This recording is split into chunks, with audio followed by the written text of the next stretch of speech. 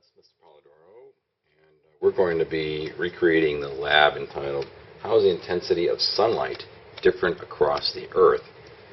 And in this lab, it's a simulation, obviously. We are trying to understand how a beam of sunlight that reaches the Earth, that's what the LED represents, a beam of sunlight, when it arrives to the Earth and strikes the Earth, how is that beam of sunlight displayed on the Earth, and what is the effect of latitude here? So in our lab today, we are going to be using this little LED module, and in order to turn the module on, we're just going to simply remove this little plastic barrier from the positive battery side clip, and now the LED is lit and will remain lit for the remainder of the lab. And so as we proceed through this lab, we are going to project this light onto the Earth as though it were a beam of sunlight. And it does not represent the entirety of the sun, it just represents a portion of the sunlight that is specific to the areas on the Earth that we're dealing with. So as we move from one location to another, we'll be adjusting the beam's position in latitude in order to see how the sunlight is displayed on the Earth and analyze data from there.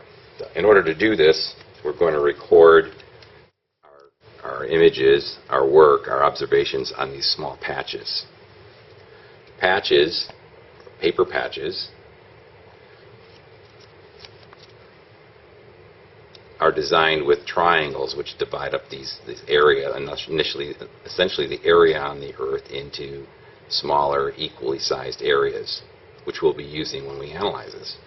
So in order to perform the lab, the method I'm using is, since this lab is specific to latitude, I'm going to put this patch near or next to the city location, making sure that the equator line matches the equator line on the Earth, and just temporarily tape it in place there.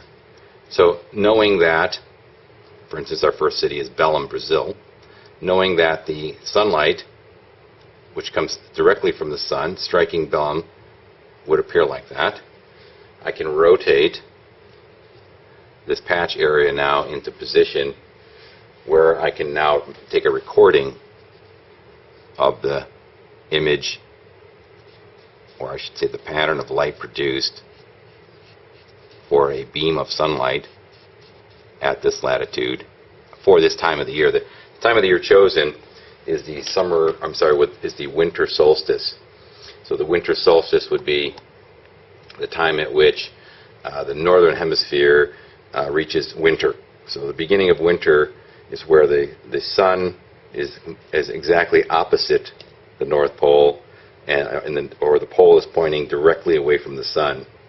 As the Earth rotates around revolves around the sun, the position of the North Pole will obviously change. So in our lab, we have chosen December 22nd to be the date where we are making these measurements. These measurements would look different if they were taken during a different time of the year. So this lab is specific to December 22nd. And we have our first observed and recorded light patch here that we're going to be putting onto a template and then saving as a record.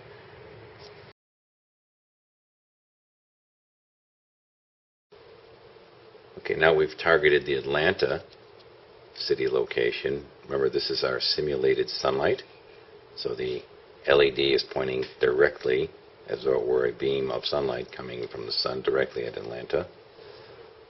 So all we're doing is we're just sketching the way the light is spread out across the Earth, given this location, this latitude. That's Atlanta.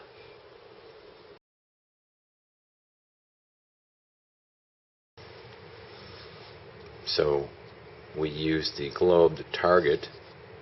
So this beam of sunlight is directed straight on as though we're coming from the sun at Oslo here. So this is the Oslo location. And notice really this is not the end of the shadow here. It's just simply as it's running off the edge of the Earth, you can see the light pattern in the background here. That the Earth is the light pattern can't actually reach the Earth at this point, so it's going beyond it. But given the amount of area the Earth is, light is striking the Earth, this is what we're going to sketch. This is for the Oslo region.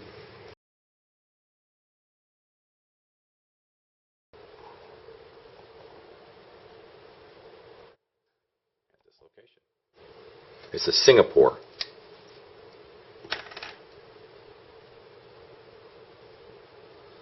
So the sketch looks something like this.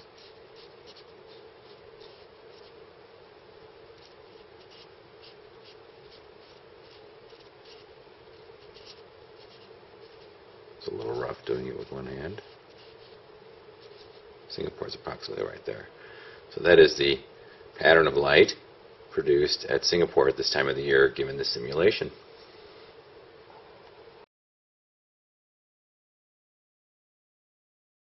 Now a city in a southern latitude, meaning it's on the southern hemisphere. Here we're interested in this small disk of concentrated light here that we're going to sketch. So this is the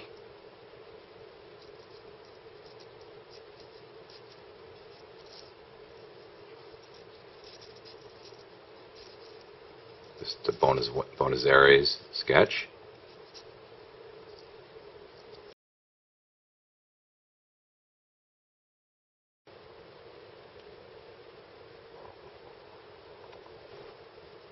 At Ushuaia, which is pretty far south towards the South Pole in the southern hemisphere.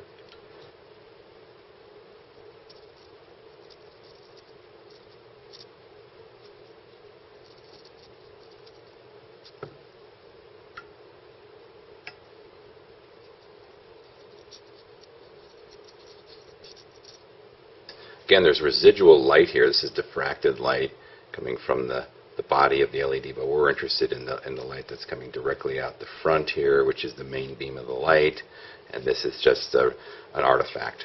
We're interested in that pattern of light, which is the main body of the light. That is Ushuaia in South America.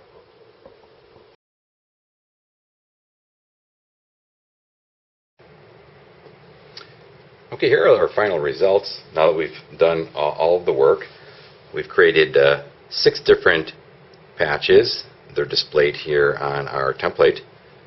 And this would have been submitted to Schoology using the document which you will find there. You can substitute the image found in the folder that goes with this replay of the lab on video. But what's important to see here is there is an obvious difference in the amount of area, the light, which is a fixed light source. We're only moving it in latitude. So the fixed light source, the LED, when shown on these different areas on December 22nd, produces these different spreads of light. So the analysis here involves understanding that the quantity of light coming from the LED, so it's concentrated in this small area when you're down here at this latitude for this given date. As well here, which is our tightest pattern. So in Buenos Aires, the area illuminated by the LED is the smallest area. So all of the light is within this space. If you move over to Atlanta, in Atlanta's situation, the same amount of light that would be in this area is now spread out across this area. So consider the temperatures in this part of the world and the amount of area that a beam of light from the sun will be spread out into versus the summer for the southern hemisphere, and how the area of light coming from the sun is spread out per area in these areas, in these cities. Of course, these are on the equator. So given the results of the data, please answer the questions. You may use this sample data for your questions. Just keep in mind that the triangles are all equal in area, so no matter what sketch you're looking at, these are equal area triangles. Please submit when you're done to Schoology the completed lab sheet with the supplied data template that we're looking at here to complete your lab.